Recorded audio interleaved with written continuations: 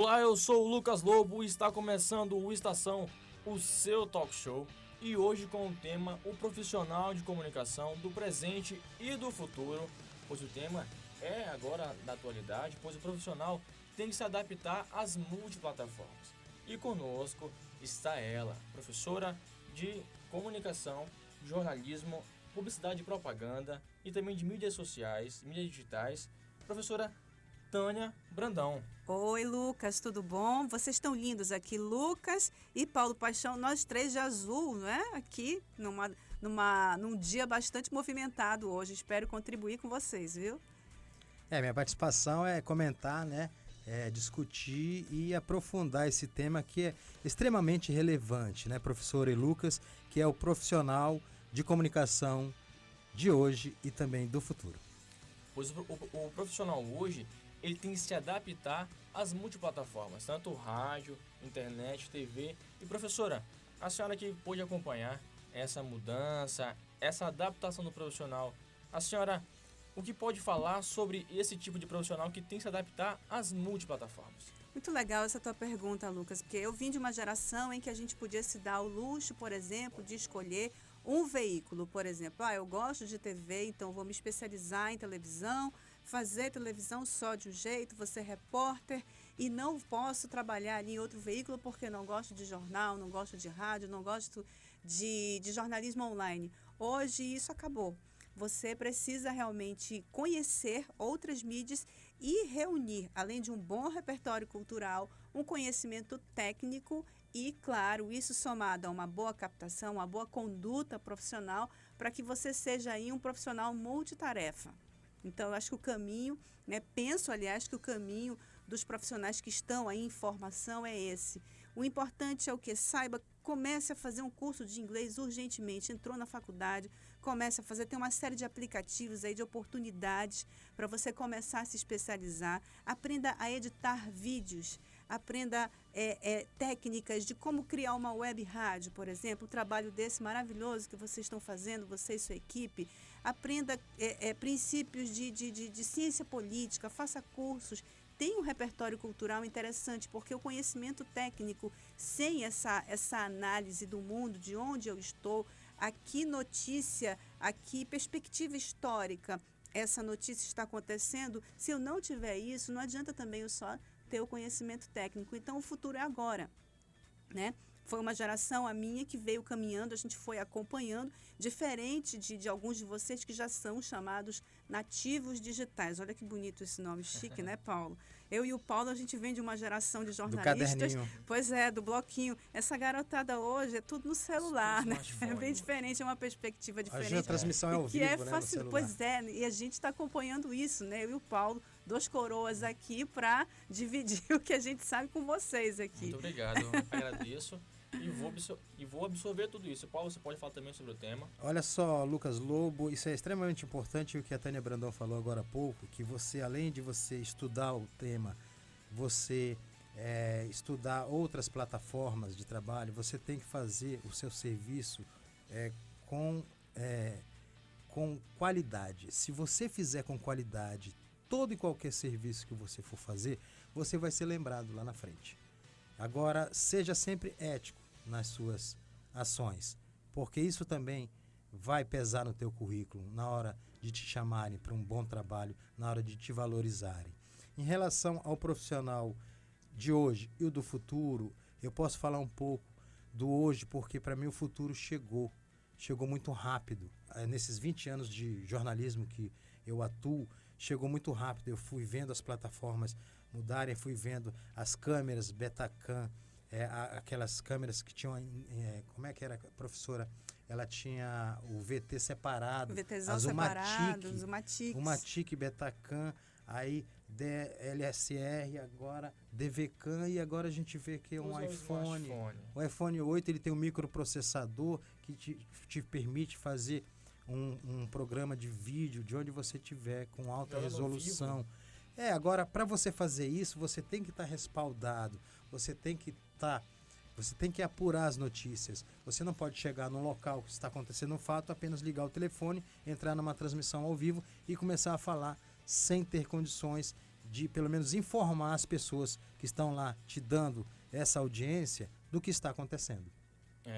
E também, professora, a comparação do início do rádio, pois lá no início tinha toda uma questão meio formal de você se postar a voz, tinha que engrossar a voz, tem tudo mais, e agora está mais relaxado. Então, a adaptação do passado, o presente e com o futuro, a senhora vê isso como um bônus, uma coisa boa ou não? Eu acho isso fascinante, né? Essa possibilidade que você dá das pessoas que estão te ouvindo. Paulo trabalha em rádio, sabe como é que é isso? Você trabalha numa televisão também, sabe? Essa possibilidade de você propor assim, uma quebra desses formatos, do apresentador ali, do repórter se aproximar desse público. Porque hoje você tem que trabalhar com aquela perspectiva de que o teu público também está produzindo o teu produto, né? O teu produto notícia junto com você. As pessoas querem colaborar.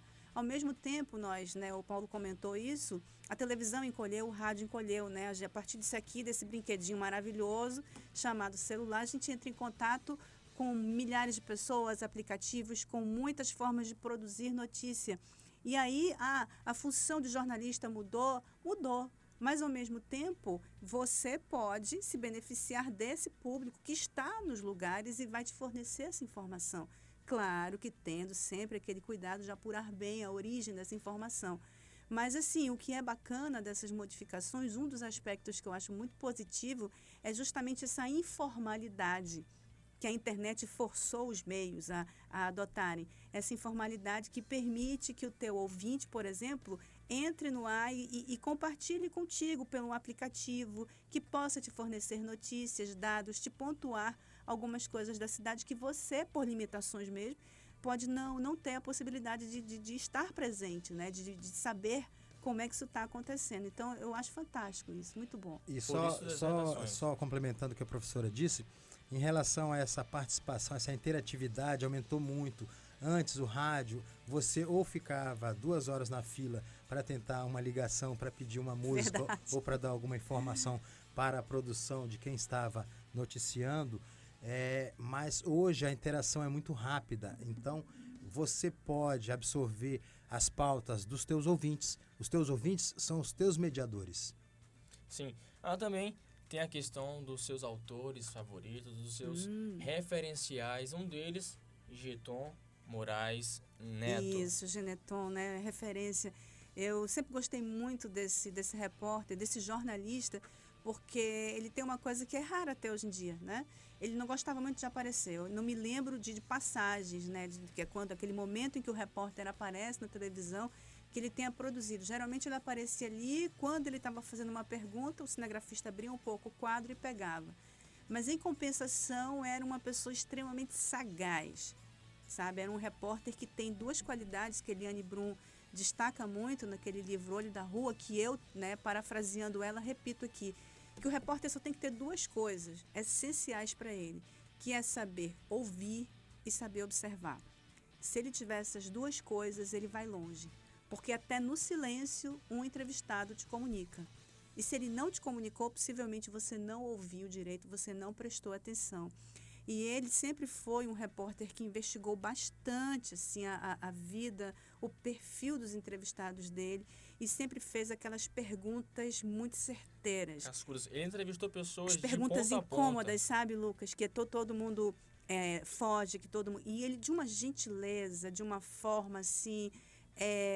mesmo uma pergunta agressiva, ele conseguia fazer de uma maneira respeitosa. Isso hoje, num tempo em que a gente vive muita falta de educação, muita agressividade, sobretudo em redes sociais, isso é admirável, sabe? Eu fico realmente comovida quando eu vejo um repórter fazendo bem o trabalho dele e de maneira ética, de maneira respeitosa. Sem perder a linha, né? Como Exatamente. A gente diz, né? Porque às vezes o entrevistado, ele se sente ofendido quando ele não quer ouvir aquela pergunta indesejada, mas que o jornalista, por questões de ética e de profissão, ele tem que fazer.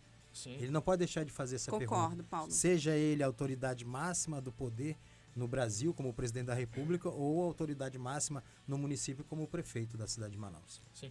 E para finalizar o nosso bate-papo aqui, nossa mesa redonda, professora, o que a senhora espera desse profissional, de nós, estudantes, alunos que estamos nos formando e como lidar com essa multimídia? Olha, eu gosto muito dessa geração de vocês, eu acho um barato. Vocês têm acesso a uma série de conteúdos. Meu Deus, o Paulo deve ser do tempo, né, do meu tempo, em que a gente, quando curtia uma determinada música, um artista, a gente tinha que comprar um LP, ou então tinha que rezar para aquele negócio passar na rádio, né, Paulo? Para poder gravar na fita Para cassete. poder gravar na fita cassete. E torcer Olha pro cara não só, falar. vocês têm tudo, meninos, aí. Se vocês quiserem ouvir, sei lá, Chopin, vocês têm essa possibilidade, Beethoven também. Ah, eu quero ler a Divina Comédia de Dante Alighieri, eu vou lá e baixo na internet. Então, olha só o que vocês têm na mão. Então, vocês têm uma obrigação moral de ser muito, muito, muito à frente de toda essa geração de jornalistas, porque vocês são nativos digitais, vocês têm acesso a muito mais conteúdo informativo, a repertório cultural que a gente não teve. Então, vocês têm uma série de desafios aí, entre os quais lutar para que as fake news não ganhem uma proporção muito complicada, para que preconceitos não sejam reforçados, para que discussões, né, não sejam geradas à toa. Então, eu espero muita coisa boa, eu acho que vocês vão longe. Olha, Lucas, e para que a gente vá longe, como a professora disse, né, que a notícia ela sempre vale mais do que o noticiador. Que o noticiador não queira aparecer mais do que a notícia. Eu acho que fica essa dica para quem está caminhando em busca do mercado de trabalho, quem está no mercado de trabalho, que a notícia vale mais do que qualquer noticiante. Então é isso aí. Muito obrigado. Muito obrigado, professora, pela sua presença. Ô, meu querido, muito obrigado. obrigado, Olha, Paulo, fiquei pelo assim muito comentário. feliz pelo convite. Ficamos por aqui. O seu Estação Talk Show volta em outra oportunidade. Espero que você nos acompanhe nas nossas redes sociais também. E olha só, muito obrigado pela Central Multimídia que está proporcionando essa transmissão. Também ao Marcelo Pitel na sonorização. A orientação do professor Rômulo Araújo também, que é Com certeza. muito importante. Muito obrigado a todos vocês. E até a próxima, se Deus permitir. Esse Até. cara é bom, viu? Olha.